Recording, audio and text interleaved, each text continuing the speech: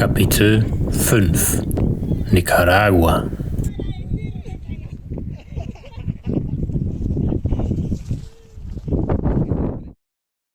Nachdem ich von El Salvador aus noch etwa 300 Kilometer durch Honduras fahren musste, checke ich mich an der Grenze aus Honduras aus und fahre nach Nicaragua. Dort angekommen, sagt mir der Grenzbeamte, dass ich doch bitte meinen Covid-19-Test vorzeigen soll. Ich weise ihn darauf hin, dass ich bereits geimpft bin, doch davon will er nichts wissen.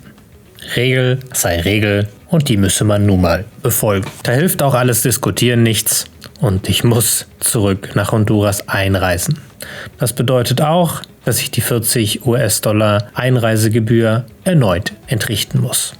Ich fahre die 60 Kilometer zur nächstgrößeren Stadt zurück, mache dort in einem Labor einen Test und übernachte noch eine Nacht in Honduras. Ich kaufe mir außerdem ein bisschen Kleber, um zu versuchen, meinen Blinker wieder anzukleben. Am nächsten Tag fahre ich wieder zur gleichen Grenze. Ich werde dort schon mit etwas ironischem Grinsen begrüßt. Auf hondurischer Seite gehen die Grenzkontrollen so schnell wie noch nie. In Nicaragua werde ich dann tatsächlich auch hineingelassen. Ich muss außerdem noch ein Online-Einreiseformular ausfüllen, und zwar im Vorhinein.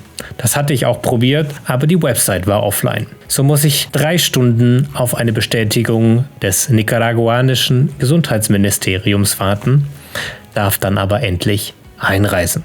Durch das lange Prozedere komme ich nicht so weit, wie ich mir das gewünscht hätte. So fahre ich nur ein paar Kilometer und steuere direkt den nahegelegenen Cañón de Somoto an.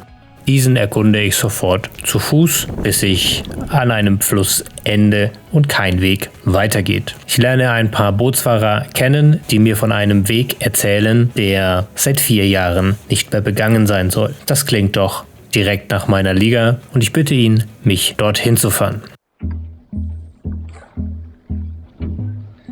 ¿Cuánto da de que nadie subí? Hacía como 4 años. Bueno, que nadie ha subido hace más de 4 años, pero que bajaron poquito, bajaron. Pero ellos bajaron con cuerdas, sí. Bueno, entonces soy el primero loco además que va a subir. Hold me close till I get up.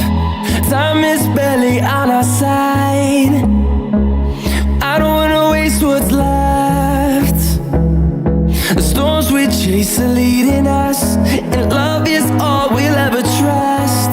Yeah. No, I don't wanna waste what's left. Ay, acá es continuado. And on we'll go, through the wastelands, through the highways, till my shadow turns to sun rays. And on we'll go, through the wastelands, through the highways, and on we'll go, we'll go.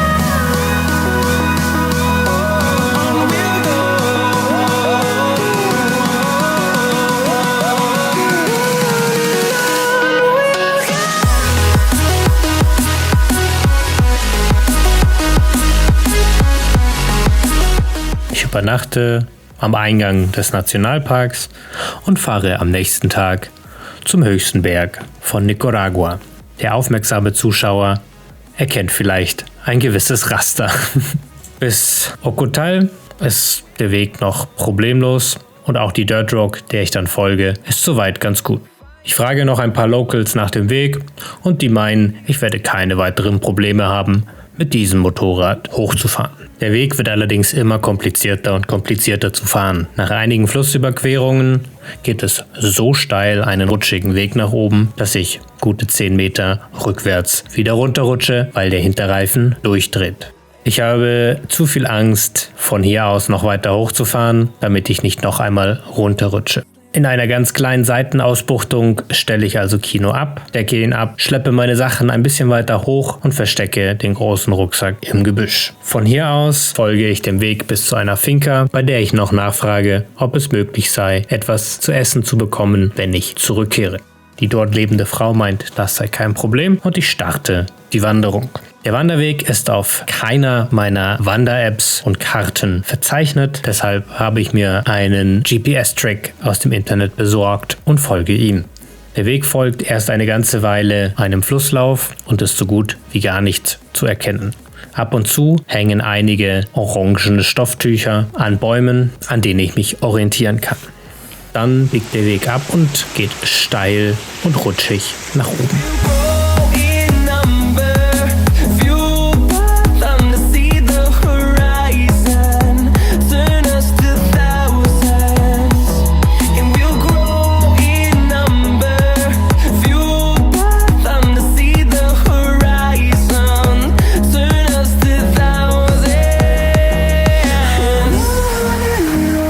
Ich komme völlig verschwitzt oben an und genieße einen kleinen Snack. Der Cerro Mogollón an der hondurianisch-nicaraguanischen Grenze hat leider keine große Aussicht. Dennoch bin ich froh, ihn erklommen zu haben. Vorsichtig mache ich mich auf den langen, rutschig und matschigen Weg zurück. An der Finca angekommen, bekomme ich noch etwas zu essen und schlafe in einer kleinen, überdachten Hütte, etwa 1 Kilometer von der Finca entfernt. Am nächsten Morgen breche ich auf nach León. León will ich als kleines Basecamp nutzen und ein paar Sachen am Motorrad reparieren. Zuerst geht es auf den Volcán Tellica. Auf ihn führt eine etwa 13 Kilometer lange Sandpiste, die mich vor neue Herausforderungen stellt. Weiter oben wird es dann sehr felsig, aber ich schaffe es dennoch, mich bis zum Parkplatz durchzukämpfen. Hier lasse ich Kino stehen und besteige den Volcán Tellica.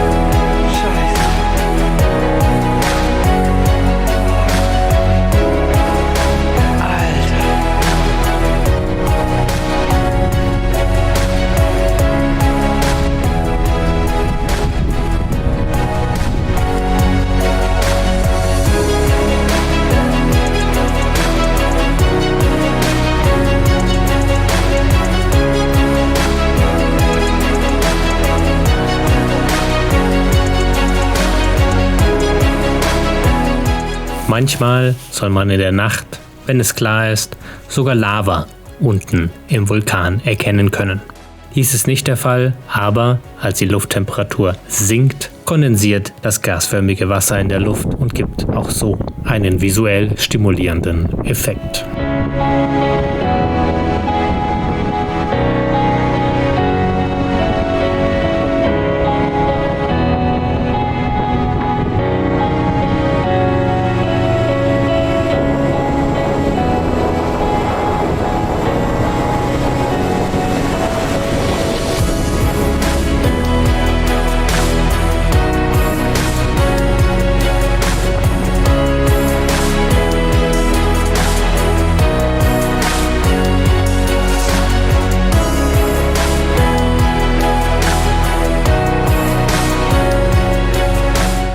Ich zelte eine Nacht hier oben, bevor ich wieder zurück nach León fahre. In León ist nun die Zeit für einige Reparaturen gekommen. Ich lasse die Lenkerstange wieder richtig hinbiegen und wieder schwarz anmalen. Außerdem wechsle ich noch den Ölfilter und lasse den Blinker professionell ankleben. Meine temporäre Lösung hat sich nämlich als nicht brauchbar herausgestellt. Weil ich am Abend noch nichts zu tun habe, fahre ich noch zu den Hervideros de San Jacinto. Das sind einige schlammige Bäder vulkanischen Ursprungs. Sie sind allerdings so heiß, dass man in ihnen nicht baden kann.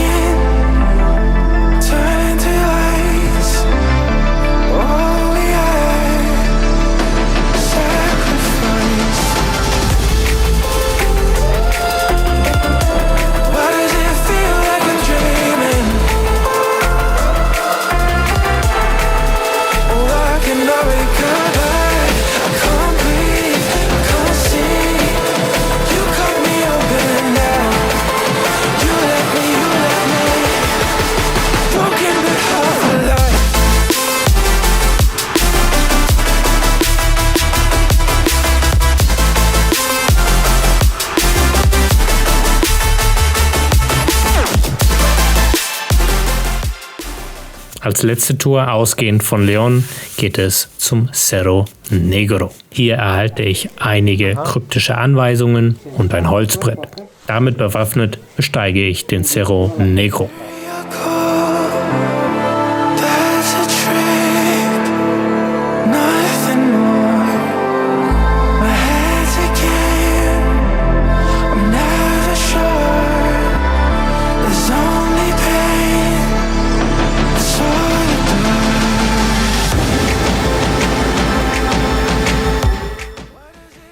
Oben angekommen, werfe ich mich in meine komplette Motorradmontur, ziehe eine Schutzbrille auf, setze mich auf das Holzbrett und fahre die gesamte Seite des Cerro Negros wieder hinunter. Das Ganze nennt sich Vulkansurfing.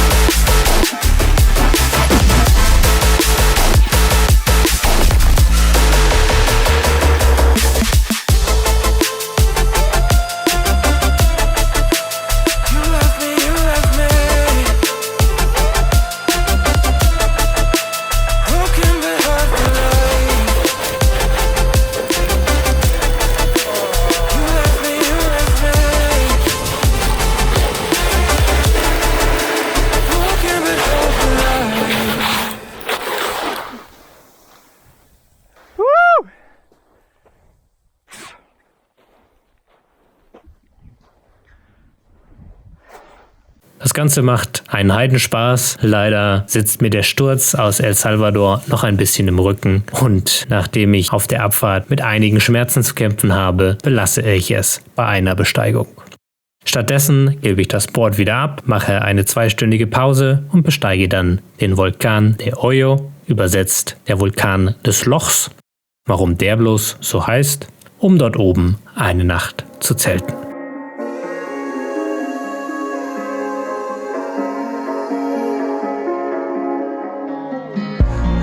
Broken glass while I'm thinking in my head.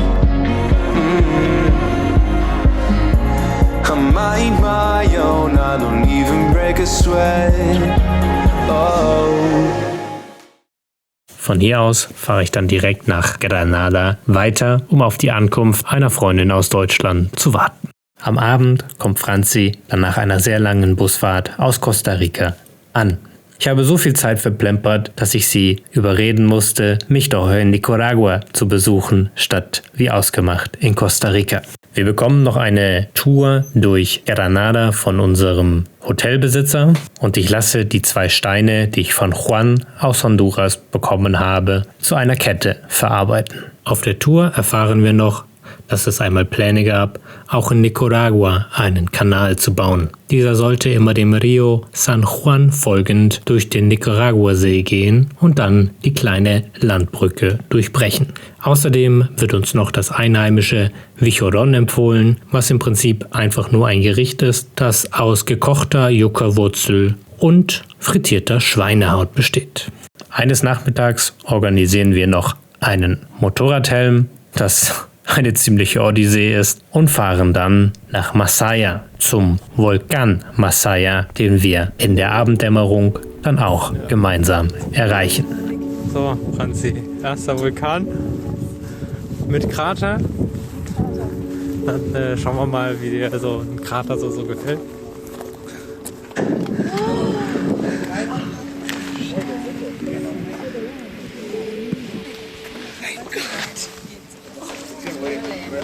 Der Vulkan ist dafür berühmt, dass er einer der wenigen ist, in dem man tatsächlich die Lava im Krater sehen kann.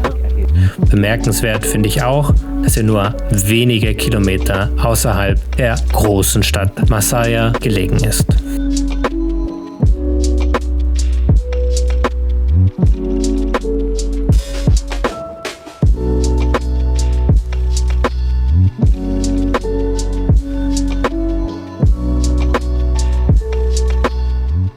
Von Granada aus fahren wir auf die Insel Ometepe. Hier habe ich auf meiner Offline-Karte einen Campingplatz entdeckt, den wir allerdings nicht finden.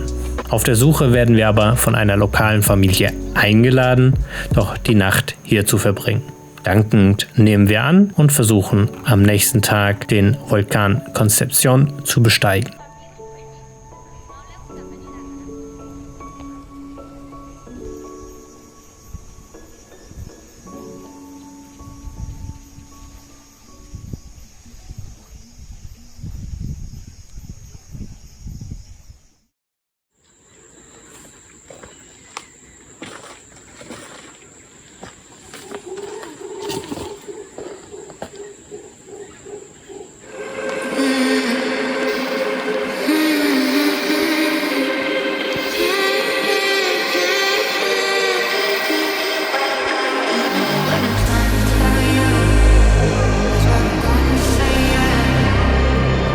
Während es unten, quasi auf Meereshöhe, sehr, sehr heiß ist, unterschätzen wir den Temperaturabfall in der Höhe stark. So sind wir nur mit kurzer Hose und T-Shirt unterwegs, das uns bei den windigen Verhältnissen zum Verhängnis wird und wir umdrehen müssen.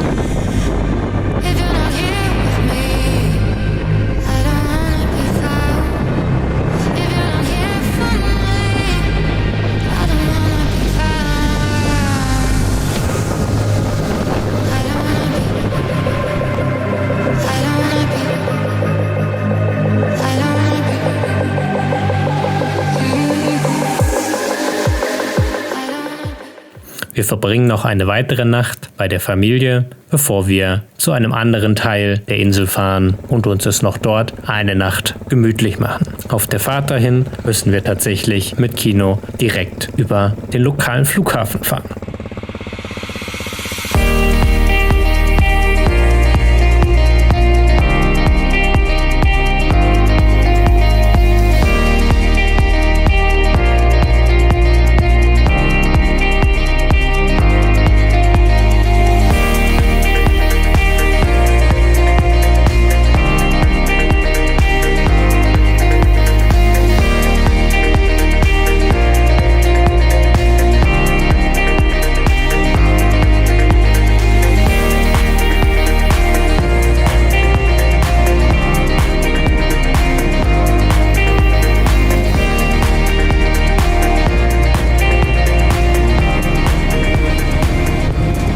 Nach Ometepe beschließen wir, ein bisschen Strandurlaub zu machen und fahren daher zu einem kleinen Ort namens Popoyo. Der Ort besteht wirklich nur aus einer einzigen Straße und ein paar Häusern.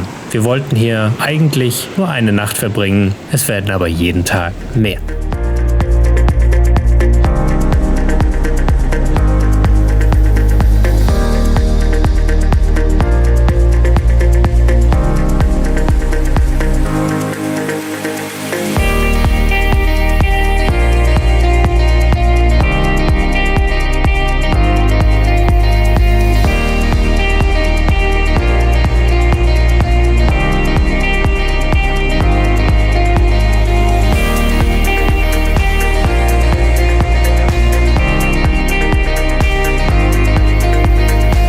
Es ist einfach super angenehm, am Strand zu chillen und nichts zu tun. Doch irgendwann geht auch uns so langsam die Zeit aus.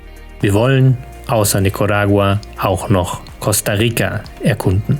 Wir machen uns also auf zum Grenzort Peñas Blancas und überschreiten dort die Grenze zwischen Nicaragua und Costa Rica. Aber das ist eine Geschichte für das nächste Kapitel.